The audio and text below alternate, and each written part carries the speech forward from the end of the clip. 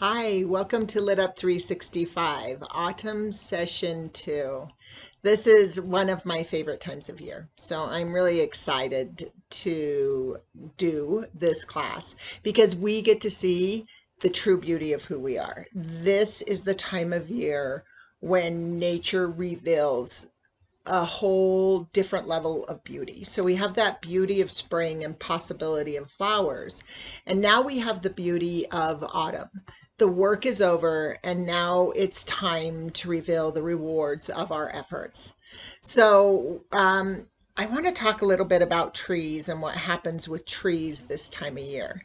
So they do drop their fruit, which we will talk about in a bit. We're going to talk a lot about this fruit like squash and stuff, the seasonal fruit that's really coming in bounty this time of year. So we'll talk about this a bit, but what I want to talk about first is this concept of how trees draw the chlorophyll out of their leaves and into the roots to strengthen the roots, protect them in the winter, and to dig deeper. And we'll talk about that more as well. But what I want to talk about is what happens with the leaves as the chlorophyll is drawn to the roots. So for a long time, I used to wonder what happens with the leaves on trees. Is there some chemical reaction, something with the cold that causes them to turn color? But what happens is as the chlorophyll, so you have everything is just green, right? It's all these varying shades of green. Kind of like life itself, everything is kind of matching each other, and it's this somewhat, I mean, the green is beautiful, all the different shades of green, but there is a bit of a monotone to it where everything has kind of matched. But for this brief moment in the fall, this chlorophyll is drawn out of the leaves, and they show the true colors of the tree itself. So as you see these changing colors, it's not a chemical reaction, it's not the cold, it's the fact that there's no more chlorophyll in the leaves. And so they show their natural color. So what we're seeing is the tree really shining through in these bright oranges and yellows and reds and even purples. All these brilliant, bright shades are who the tree really is. And I love this concept, and I've always loved coming into this time of year because we've had this really hard work all summer. We've really been digging in to make a change, and then we now don't have to work anymore. And we have this brilliant burst of color, and it's time to begin the cycle again. This really, for me, is when the beginning and the end of each year happens. So I know we celebrate New Year's, and I know we often celebrate spring, but this time of year is when we come into full fruition. And so it's when we reap the rewards of our labor. It's when we plant new seeds, right? All of these tomatoes and pumpkins and all these things that are releasing from their vines are full of seeds. That fruit is there to nurture the seed in its growth. It's something that also nourishes us, but all that nourishment is so that seed can begin a new life. Now, the good news is, okay, so we've done all this work and we've come out of the hard work of summer. And so for me, that idea of the work begins again, the thought was exhausting, but the exciting thing is that the work every year begins with rest and celebration. We have this letting go of the fruit, but in addition, we have this harvest that we are reaping. We have this letting go of the work. The work is done, and now we get to enjoy feeling the bounty. So we burst into color, and then we let it all go, but this isn't shedding, this isn't releasing, this is sharing the beauty with the world around us. So the trees all year, we haven't seen those beautiful colors of individuality that they are, right? We've seen this beautiful green of chlorophyll, but now we get to see all this blend of colors and diversity and differences.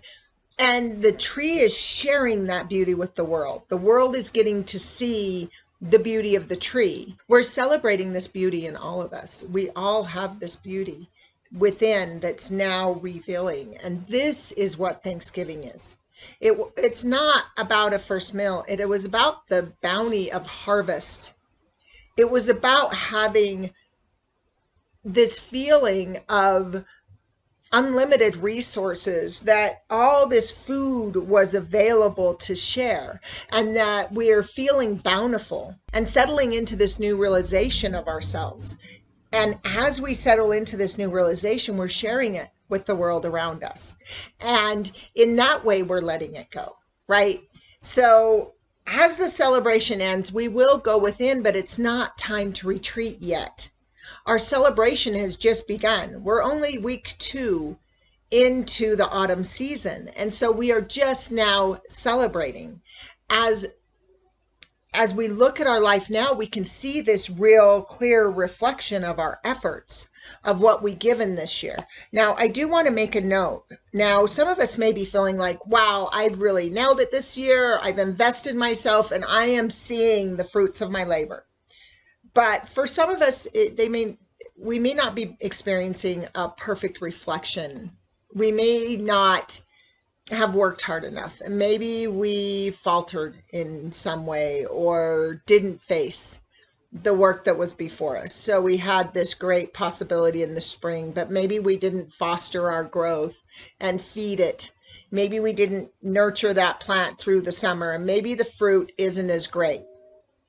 But I do want to say something about that. It's okay. First of all, if you didn't quite make things as good as you wanted to make them this year, you've still had success. We all grow.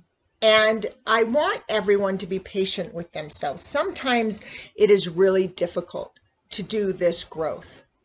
Of course, we're organically afraid to be who we are, because we're all raised by generations that told us we can't be that. And not because they wanted to be cruel, but because they couldn't understand the next generation. So I just want to cover that for a minute so that we understand how it works, how the generational concept works. So I want to go back as far as baby boomers, right? Baby boomers are in a certain consciousness, and I think of that consciousness as success. It was about building strong nations. It was about realizing our full potential, which is not a bad thing, but it needed to be tempered because it became too much about the success and conquering that we had been historically. So then that next generation was born to shift that, to bring more balance. And so we had this hippie generation that was all about freedom, that was all about equality and making the world a place where everyone could live free, where everyone could live happy, right?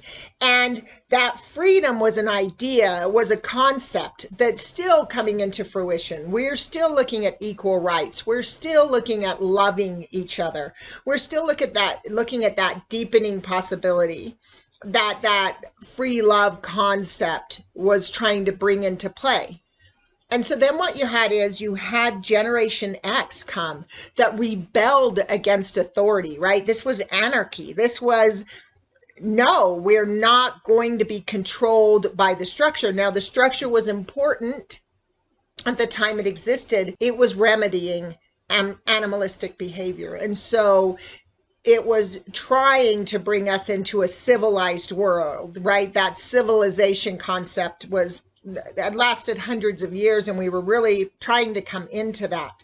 However, there was still imbalance. So you had this rebellion come. Now, when you look at somebody that's rebelling, that's anarchy, being raised by someone that's free love, if there's tension there, there's a difference in approach. And so this generation is the one raising this generation. So as a child in Generation X, I saw this thing happening where we were rising up from a lot of oppression. There was a lot of picketing and everything like that was coming from the generation before me, but then it really became about rebelling for individuality rather than going with status quo. But it all became about the rebellion. And so now you have these Generation X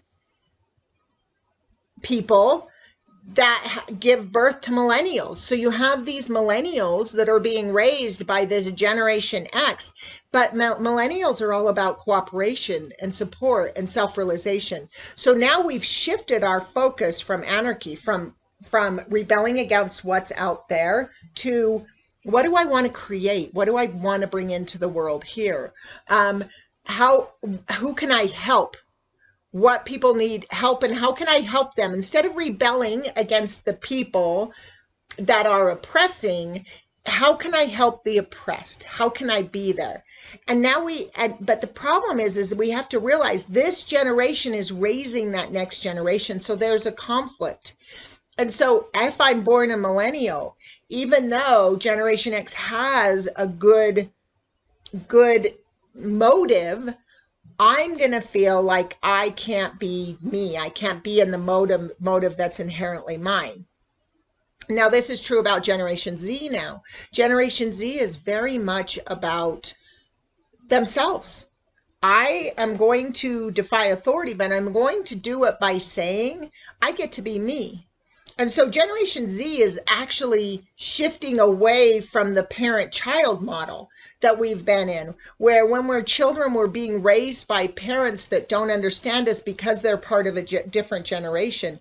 But now we're these children that are saying, I get to be an individual. It gets to be about what I think, and I don't ever even listen to authority, which is great because it's that denial of this kind of difficult pattern we've been caught up in. We've been caught up in this difficult pattern of one generation being the authority and telling the other generation how to live, which is limiting in nature's growth.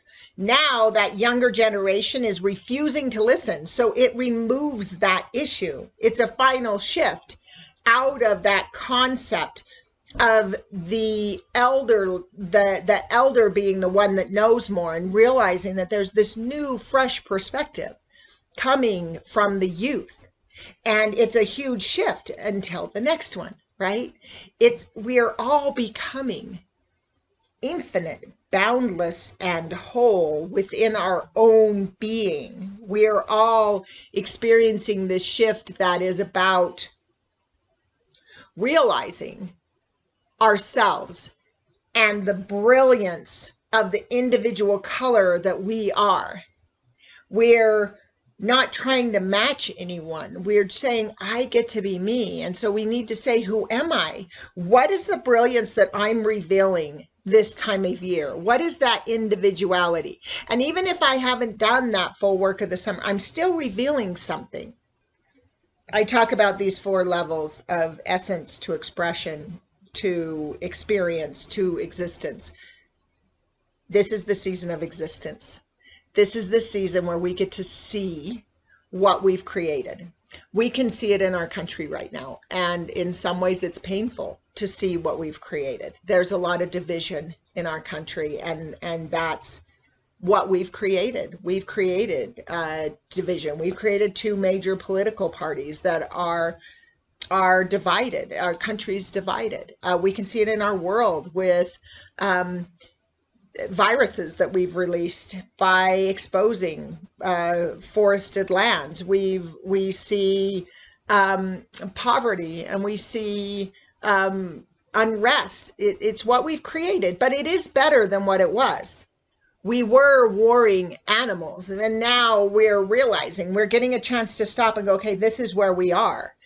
But we can focus moving forward. There is so much cooperation and beauty in the world that I see all the time. I know a lot of times focus of the news and stuff is on the negative that's happening, but there's so much beauty. There are so many people reaching out to help other people. People that are homeless have unlimited resources. There are meals, free meals provided every day. in the cities where we live. So if you don't have a meal, you can go get food. It's there. It's available. We're supporting each other. There's charities. There's this compassionate movement of the world that's helpful, right? This is also what we've created. We've created this humanity and compassion, and it's better than it was. Every year it's better than it was. We're going to be doing a contemplation, I call a year ago today, that's part of our practices. And it's where we get to really recognize this new definition. We get to recognize, what have I become? What have I become this year? I get to identify that and surrender. I get to see where I've invested, right? And that reward of that investment. I may also see where I haven't invested and where I can invest in the coming year. Every year it gets to just be this, wow, my life's better than it was, better than it was. Every year it gets better and better. So we get to see where we are and we get to share it with the world. So again, this is not a time to feel empty. This is a time to realize how full we are. And it's time to celebrate what we've done. So our exercises will be all about that, realizing ourselves and celebrating it. I look forward to seeing you again in the next session as we continue to really reap the harvest of our work and celebrate its bounty. I hope you are enjoying the journey.